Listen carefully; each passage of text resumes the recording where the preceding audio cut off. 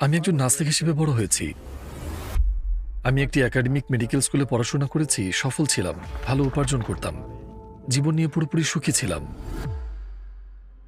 আমার মেয়ে, যার জন্মের সময় হৃদরোগের সমস্যা ছিল, তার শরীরের নিচের অংশ মৃত্যুবরণ করছিল, কারণ সেই অংশে কোনো অক্সিজেন পাচ্ছিল না।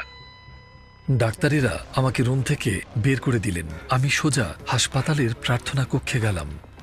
আমি বললাম, হে স্রষ্টা, যদি আপনি থেকে থাকেন তাহলে আমাকে সাহায্য করুন। আপনি যদি আমার মেয়েকে রক্ষা করেন তাহলে আমি আপনাকে অনুসরণ করব।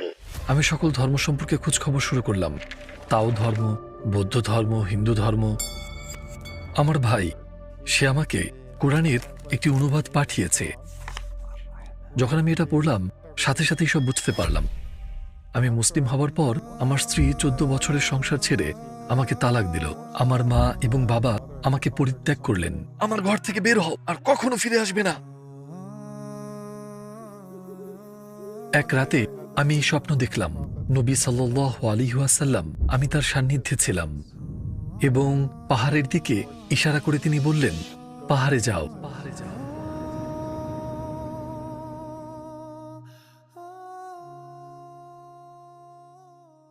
আসসালামু আলাইকুম ডক্টর লরেন্স ব্রাউন। আমাদের আমন্ত্রণ গ্রহণ করার জন্য আপনাকে অসংখ্য ধন্যবাদ। আপনাকে আমাদের সাথে পেয়ে আমরা খুব খুশি। ওয়ালাইকুম আসসালাম ওয়া রাহমাতুল্লাহি ওয়া বারাকাতুহু। আমি শুরু করতে চাই এই প্রশ্ন দিয়ে, ডক্টর লরেন্স ব্রাউনকে আপনার জীবন সম্পর্কে সংক্ষেপে কিছু বলবেন? তো আমি একজন চক্ষুরোগ বিশেষজ্ঞ, একজন লেখক, এবং বর্তমানে আমি সৌদি আরবে বাস করছি আর ওখানেই কাজ করছি।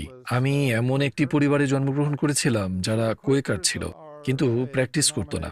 আসলে কোয়েকাররা হলো একটি সম্প্রদায়, খ্রিস্ট ধর্মের একটি প্রটেস্ট্যান্ট সম্প্রদায়।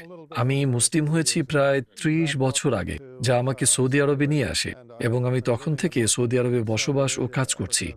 ধর্মবিশ্বাসের দিক থেকে আপনার জীবন কেমন ছিল? আপনি কি বিশ্বাস করতেন? আমি একজন নাস্তিক হিসেবে বড় হয়েছি। আমি যুক্তরাষ্ট্রে বড় হয়েছি। আমি সান ফ্রান্সিসকোতে জন্মগ্রহণ করেছি আর সেখানেই বড় হয়েছি।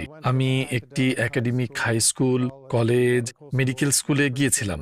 ইন্টার্নশিপ, রেসিডেন্সি এবং এইসব একাডেমিক পরিবেশে, যেখানে অধিকাংশ শিক্ষক, আমার সহকর্মীরা, সহপাঠীরা নাস্তিক ছিলেন, এবং বুদ্ধিজীবীদের বিশ্বাস এমনই হবে, মূলত এটাই ধরে নেওয়া হতো। কারণ বুদ্ধিজীবীরা স্রষ্টার অস্তিত্বকে যুক্তির মাধ্যমে অস্বীকার করে। সুতরাং সেটাই ছিল আমার বিশ্বাস, যতক্ষণ না আমার একটি আধ্যাত্মিক জাগরণ হয়। অনুগ্রহ করে আমাদের এই অভিজ্ঞতা সম্পর্কে বলুন। কোন বিষয়টি আপনাকে আপনার বিশ্বাসকে প্রশ্ন করতে এবং এই যাত্রা শুরু করতে বাধ্য করলো? এটি আসলে পুরোপুরি বোঝানো কঠিন। আমি একজন চক্ষু বিশেষজ্ঞ ও পরামর্শক হয়েছিলাম, মূলত একটি দীর্ঘ শিক্ষাদান ও প্রশিক্ষণ পর্বের পর, এবং সফল অর্থ